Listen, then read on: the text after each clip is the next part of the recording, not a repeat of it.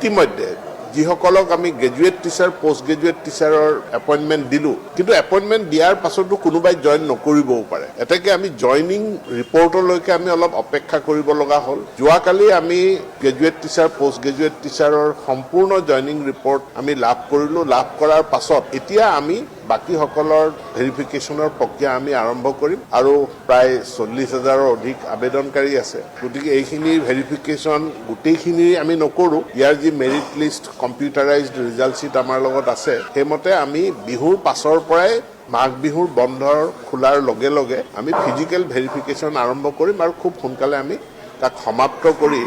আমি পাছৰ পৰাই মাঘ বিহুৰ বন্ধৰ খোলাৰ লগে লগত আছে সেইমতে আমি বিহুৰ পাছৰ পৰাই মাঘ বিহুৰ বন্ধৰ খোলাৰ লগে লগে আমি ফিজিকেল ভেৰিফিকেশ্যন আৰম্ভ কৰিম আৰু খুব সোনকালে আমি তাক সমাপ্ত কৰি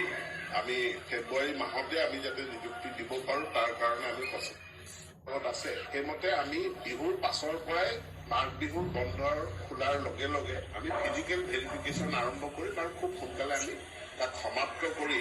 আমি ফেব্ৰুৱাৰী মাহতে আমি যাতে নিযুক্তি দিব পাৰোঁ তাৰ কাৰণে আমি প্ৰচেষ্টা আপোনালোকে নিশ্চয় শিক্ষামন্ত্ৰী মহোদয়ৰ বক্তব্য শুনিলে তেখেতে স্পষ্টভাৱে কৈছে যে GT-PGTৰ শিক্ষকৰ জইনিং ৰিপৰ্টলৈকে শিক্ষা বিভাগে বাট চাইছে আৰু ইতিমধ্যে সেইখিনি লাভ কৰিছে আৰু ইয়াৰ পিছতে 4,500 LPUPৰ শিক্ষক নিযুক্তি সম্পৰ্কত তেওঁ গুৰুত্বপূৰ্ণ মন্তব্য আগবঢ়াইছে তেখেতে কৈছে যে কম্পিউটাৰে যি মেৰিট লিষ্ট ওলাব সেইমতে ভেৰিফিকেশ্যনখিনি হ'ব অৰ্থাৎ সকলো প্ৰাৰ্থীৰে যে ভেৰিফিকেশ্যন নহয় সেই কথাটো তেওঁ বক্তব্যৰ পৰা ইংগিত পোৱা গ'ল আৰু লগতে বিহুৰ বন্ধ খোলাৰ পিছৰ পৰা ভেৰিফিকেশ্যনসমূহ হ'ব আৰু ফেব্ৰুৱাৰী মাহৰ ভিতৰতে 4,500 LPUPৰ শিক্ষক নিযুক্তি প্ৰক্ৰিয়া সম্পন্ন হ'ব বুলি তেখেতে অৱগত কৰিছে গতিকে যিসমূহ প্ৰাৰ্থী এই সম্পৰ্কত তেওঁলোকৰ বিভিন্ন মনত উদ্বেগ আছিল তেওঁলোকৰ সেই সকলোখিনি প্ৰশ্নৰ উত্তৰ নিশ্চয় শিক্ষামন্ত্ৰী মহোদয়ে স্পষ্টভাৱে তেওঁ জনালে আৰু GT-PGTৰ ক্ষেত্ৰতো তেওঁ গুৰুত্বপূৰ্ণ মন্তব্য আগবঢ়ালে নিশ্চয় LPUPৰ ক্ষেত্ৰত বিশেষতঃ প্ৰাৰ্থীসকল যথেষ্ট চিন্তান্বিত হৈ আছিলে তেওঁলোকৰ নিযুক্তি ইলেকশ্যনৰ অধিসূচনা জাৰি হোৱাৰ আগতে হ'বনে নহ'ব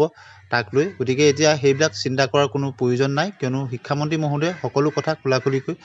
স্পষ্টভাৱে তেওঁ সংবাদ মাধ্যমৰ আগত অৱগত কৰিছে